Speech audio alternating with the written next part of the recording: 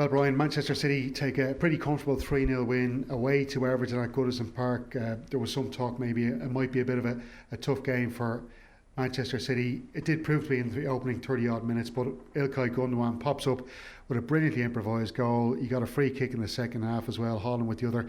But Gundogan has been a sensational player this season for Manchester City and looks like setting them on the way to another league title. Yeah, well, he's been a sensational player for them since they got him.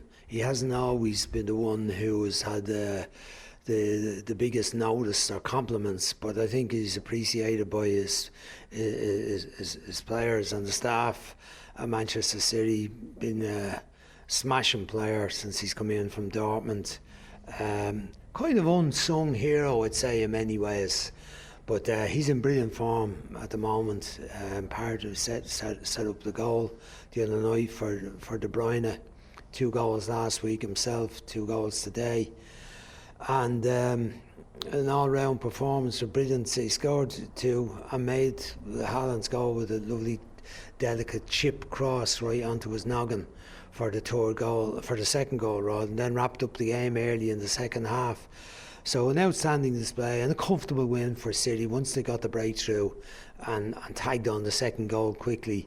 It was a long haul for Everton. I didn't see them having enough to pull it back from 2-0 down. And when we got to 3, the game was done and dusted. And it was just about City keeping a bit of composure, not overstressing themselves, not using up too much energy, keeping a bit back for the midweek game with the vital game with Real Madrid, and comfortable winners. Yeah, it's a 1-1 in that Champions League semi-final second leg tie that comes up on Wednesday.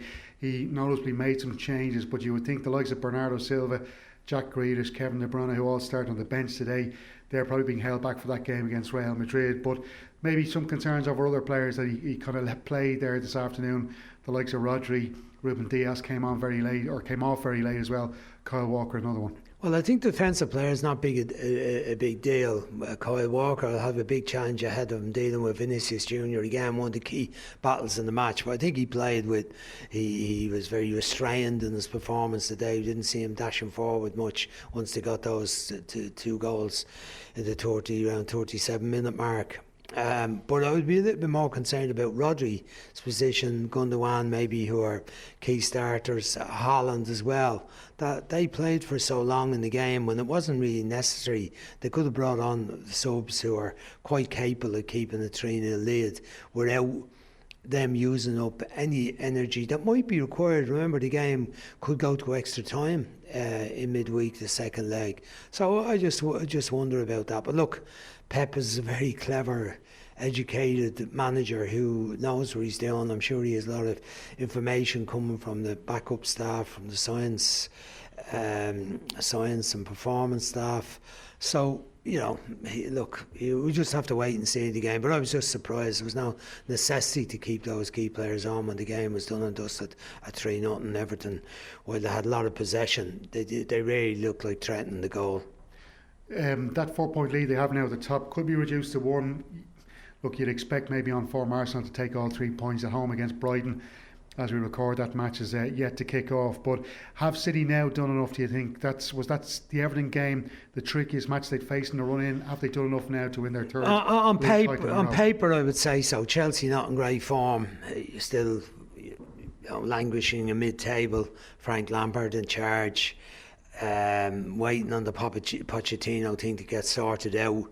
They don't look like the players of great either interest or enthusiasm for the challenge of moving up a place or 2 in the table. So I would think that they have to be out favourites against Chelsea. Although Chelsea have great players, you don't know what can happen. We know that anything can happen in football. And a football match when it starts, the 2 teams with 11 players, and Chelsea have certainly plenty of quality. But on current form, you'd have to rate Manchester City as favourites on that. And Brentford and Bournemouth, the 2 away games to finish off. Both of them have had very good seasons and have achieved what their goals would have been for the season, to stay in the league.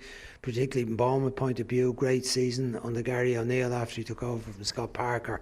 But again, Manchester City have so much quality and there's so much at stake for them. You would think that they will have the bit between the teeth from those matches to get the results that's required. So I think today's result was was absolutely crucial for them.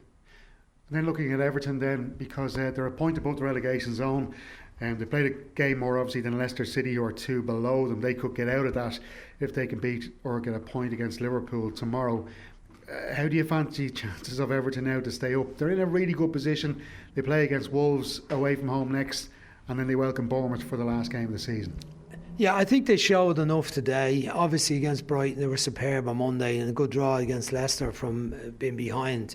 And even today I thought they showed a lot of heart and endeavour and graft in the second half, despite being 3-0 down early enough in the second half.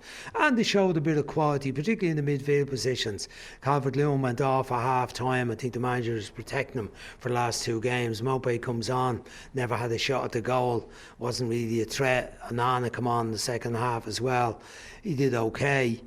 I think the left back position was worrying for them. Whatever happened with Mikalenko didn't play today, wasn't in the squad. That's worrying for Everton.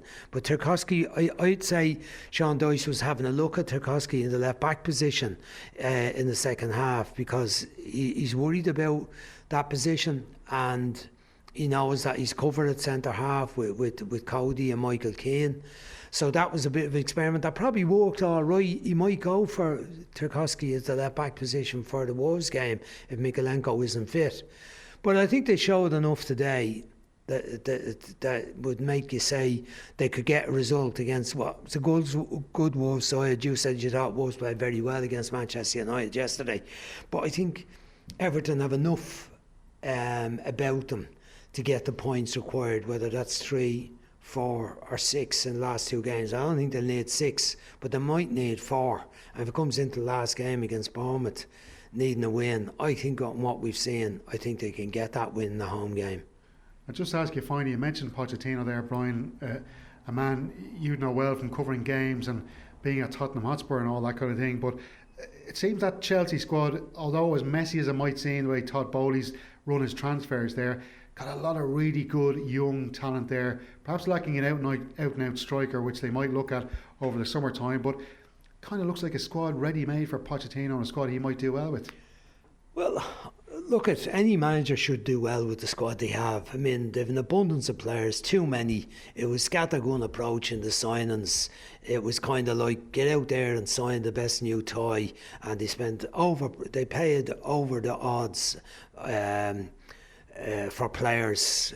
It was kind of Fernandes coming in, the Argentine. Yeah, but he was a good player and he World Cup winner and so on. But the Mudryk one, because they thought Arsenal was going to sign him, they overpaid for him. Mudieke, they overpaid for him. But they've got loads of attacking players there, and there needs to be a tidy up done. Really, they need the manager in. Maybe Pochettino knows he's going to be in, and he's looking at it closely, and he's making his mind up about who's going to come and go. I mean, they've got the likes of Ziyech and Pulisic there, Havertz, all attacking players. They've loads of them, but they haven't got an out-and-out centre forward. I'm sure they'll apply themselves to get them, but I'm sure Pochettino is looking at the group of players is there and saying, look, there's enough quality there, I can do a job with that. Why wouldn't he take the Chelsea job after the madness of him being in PSG? It's a very difficult club to manage, and he's a good manager, but I'm sure he's setting down the rules. If they are talking to him, it looks like a deal might be done,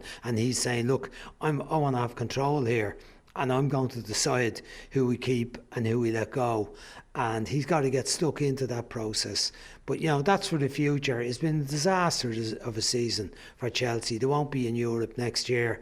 That'll mean they won't have a lot of midweek football when their opponents, or the teams they should be competing with for the top 4 places, will be playing European football on a regular basis midweek. They'll have the advantage of being able to train and work on tactics and structure and patterns of play and so on, which would be a real positive for them. So I don't have the worries about the signing of the players. The players have been signed. They just need 1 or 2. They need a centre forward, maybe a bit of a tweak here and there in 1 or 2 other positions.